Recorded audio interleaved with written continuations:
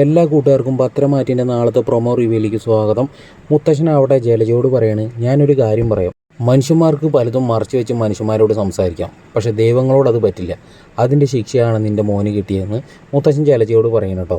ഈ സമയം നവ്യയോട് അഭി പറയാണ്, അയ്യപ്പ ദർശനമൊക്കെ കഴിഞ്ഞ് വന്നു കഴിഞ്ഞാൽ നിൻ്റെ അനിയത്തി നന്ദുവും അമ്മായിയൊക്കെ ആയിട്ടുള്ള പ്രശ്നങ്ങളൊക്കെ മാറുമെന്നാണ് ഇവിടെ ഉള്ളവരൊക്കെ പറഞ്ഞതെന്ന് പറയണം കേട്ടോ. അപ്ലിക്കും ജലജ വന്നിട്ട് നവ്യോട് പൊട്ടിത്തെറിച്ചുകൊണ്ട് പറയുകയാണ്, എൻ്റെ മോൻ ഇങ്ങനൊരു അവസ്ഥ വന്നതിൻ്റെ കാരണക്കാരൻ നീ മാത്രമാണ്. വീട്ടിലുള്ള ഭർത്താക്കന്മാരെ മലയ്ക്ക് പോവുകയാണെങ്കിൽ ഭാര്യമാരെ നല്ല രീതിയിൽ ഭയഭക്തിയോട് കൂടിയിട്ട് നോയമ്പെടുത്തിട്ട് ഇരിക്കണം. നീ അതില്ലാത്തത് കൊണ്ടാണ് എൻ്റെ മോൻ ഇങ്ങനൊരു അവസ്ഥ വന്നതെന്ന് പറയുമ്പോൾ നവ്യ ഇങ്ങനെ കലി തുള്ളിയിട്ട് നിൽക്കുകയാണ് കേട്ടോ.